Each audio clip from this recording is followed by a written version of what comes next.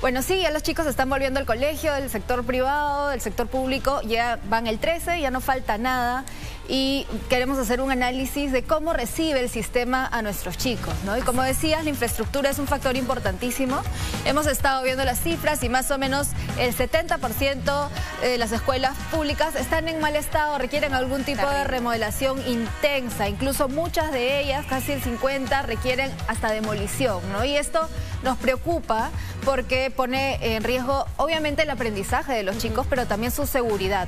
Y en algunas regiones, como en Puno, como en Apurímac, estamos hablando de más del 60% de escuelas que requieren demolición. De hecho, en la ruta vecinal, que se ha vuelto una suerte de ruta escolar, hemos mostrado imágenes aquí en Lima, pero también en otras regiones de colegios, instituciones educativas, que hace varios años, incluso algunas más de 5 años atrás, ya se ha declarado su demolición, la necesidad de reconstruirlo, pero siguen allí todas las paredes quebradas, las columnas que ya se pueden observar sus fierros y no se hace nada. Y los niños evidentemente, ¿cómo van a las escuelas? ¿Cómo van a recibir las clases? Eso también puede, sin duda, mermar también cómo ellos se encuentran impactados sobre su educación. Su capacidad de aprender, efectivamente. Y no solamente son las paredes, también son los servicios públicos a lo que acceden, ¿no? Permíteme aquí preguntarte, cuando hablamos de la carencia de estos 3 servicios públicos que nos vas a detallar, ¿hablamos de colegios que se encuentran en pobreza extrema, acaso?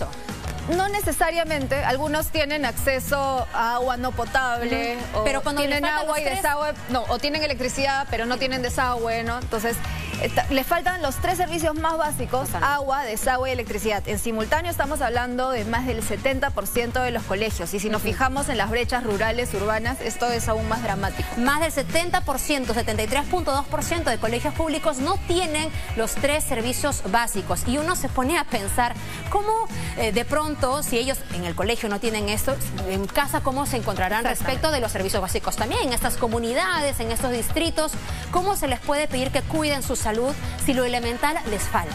Sobre todo el agua es básica para poder acceder a salud, ¿no? O sea, sin eso no hay salud y no podemos rendir, ¿no? Y bueno, se estima que faltan 152.000 millones de soles de inversión para poder cerrar estas brechas de infraestructura en el sector educación.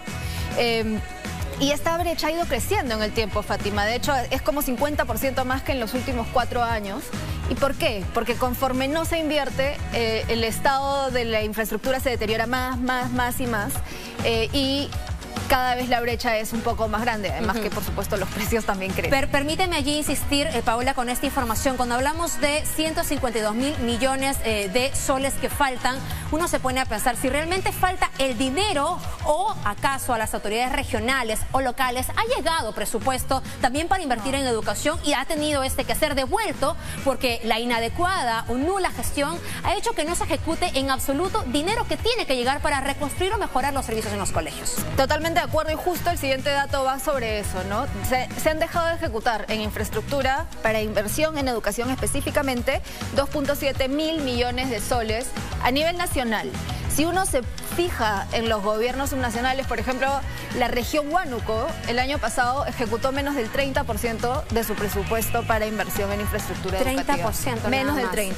Entonces, realmente estamos bastante retrasados en términos de infraestructura. Pero también estamos muy preocupados de cómo llegan los chicos después de 2 años de cierre de escuelas en términos de su aprendizaje. Ya estábamos bastante, vamos con el siguiente cuadro, ya estábamos, con una brecha importante anteriormente, pero después de la pandemia, la virtualidad, si bien ha servido para algunos, para otros no, porque falta conectividad, por ejemplo, de internet, y esto ha distanciado mucho más el acceso a la educación. Lamentablemente, sí hemos tenido siempre desigualdades en el acceso a la educación, en la calidad de la educación, se han marcado mucho más con el caso de la pandemia. Hogares que no tenían acceso a internet, solo tenían una radio o solo tienen un dispositivo, y tanto los padres tenían que trabajar en ese dispositivo como los chicos aprender, era muy complejo para muchos, ¿no? Y hay que decir, ¿no? Nuestros logros de aprendizaje ya estaban bastante mal antes de la pandemia, claro, ¿no? Pero incluso han empeorado. Solo viendo, por ejemplo, antes de entrar al cuadro de comprensión lectora, si veíamos cuántos chicos tenían en segundo de media los logros satisfactorios en lectura, teníamos alrededor del 30%, lo cual igual es bajo a nivel nacional. Pero en la siguiente evaluación que se hizo, nos salió más o menos 18%. Entonces estamos hablando de retrocesos, estamos hablando de 2019 versus 2021, ¿no? Entonces ya post pandemia, más o menos no es tan comparable, no es la misma evaluación, pero de todas formas nos preocupa, nos indica retrocesos. Y estos números son muy alarmantes. ¿Por qué? Esto mide el logro de los estudiantes de segundo de media tomando exámenes de sexto de primaria. Ya, lo que tendrían que saber 2 años atrás. Así es. Entonces, a nivel nacional, en promedio, 5 de cada 10 estudiantes de segundo de media no alcanzan los conocimientos de un estudiante de sexto de primaria. Los conocimientos satisfactorios. ¿Podemos repetir eso? Por favor, los papás de cada 10 estudiantes que están en segundo de secundaria no alcanzan los conocimientos de los de sexto de primaria. Con lo que ellos supuestamente han hecho promoción en primaria. Exactamente. ¿No? Y cuando lo vemos ya separado, ¿no? Tenemos acá matemática, tenemos lectura. Si vemos la separación en público, rural y urbano, es trágico, ¿no? Veamos en rural, en matemática, estamos hablando del 76% de los chicos de segundo de media que no rinde satisfactoriamente el examen de sexto de primaria. En el caso de lectura, también es casi 70%, 69% de los chicos del público rural no rinde en segundo de media lo que debió rendir en sexto grado de primaria. Entonces, esto nos habla de un sistema que tiene a los chicos por detrás, que se han atrasado aún más con la pandemia y que necesita implementar estrategias urgentemente para recuperar aprendizaje. Hablemos de eso, entonces, de las recomendaciones antes de las conclusiones, Paola, que siempre son importantes cuando leemos esta data. Así es, bueno, varios organismos internacionales, ahí están la OCDE, UNESCO, el Banco Mundial, UNICEF, han elaborado esto para acordarnos, ¿no? El mecanismo RAPID tras la pandemia. Sí, o sea, para atacar, digamos, los sistemas educativos que todos han retrocedido, lamentablemente, el Perú mucho también, para atender a los chicos mejor, ¿no? Lo primero es realizar esfuerzos para llegar a todos los chicos, que el sistema hemos perdido acceso. Hay chicos que han salido del sistema educativo durante la pandemia porque tenían que trabajar, los papás no podían pagar, etcétera. Se estima que a diciembre más o menos 320.000 chicos no se habían todavía matriculado y podrían haber estado en riesgo de abandonar los estudios. Entonces hay que llegar y mantenerlos en la escuela, ¿no? Lo otro es, y esto es algo en lo que hemos fallado, Fátima, y hay que decirlo muy fuerte, aplicar regularmente las evaluaciones de aprendizajes de los chicos. Desde 2019 no hemos vuelto a hacer una evaluación censal del aprendizaje de los chicos. Diagnóstico, entonces, digamos. Eso nos complica un poco mejorar y mejorar, ¿no? Correcto.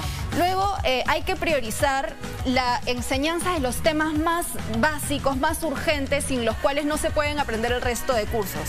Por ejemplo, matemática y lenguaje. Hay que priorizarlo, hay que intensificarlo. Intensificar la eficacia de la enseñanza, que es la parte más difícil, Fátima, porque implica trabajar directamente con los maestros, revalorizar su carrera, meter mucho énfasis en que lo que yo te enseño signifique que tú vas a aprender, no solamente enseñar letras muertas, ¿no? Y finalmente, algo en lo que también hemos fallado, creo, en general como país, y no solo en la educación, es el desarrollo de la salud y bienestar psicosocial de los chicos. No solamente, obviamente la salud física, importantísima, pero la salud mental, que se ha visto afectadísima durante la pandemia para todos. Para los chicos especialmente necesitan ese apoyo ahora en Por supuesto, Paola, toda esta información y las recomendaciones sin duda tienen que ver con llamar la atención de gestión en infraestructura. Hablamos de la autoridad local, regional, nacional, pero también gestión en la administración de la educación, enseñanza docente, preocupación por el seguimiento de los alumnos. Ojalá que se atienda. Esta información siempre es buena para que todos hagamos seguimiento a lo que hace la autoridad. Paola, como siempre, gracias. Así es, porque compromete el futuro de nuestro país y de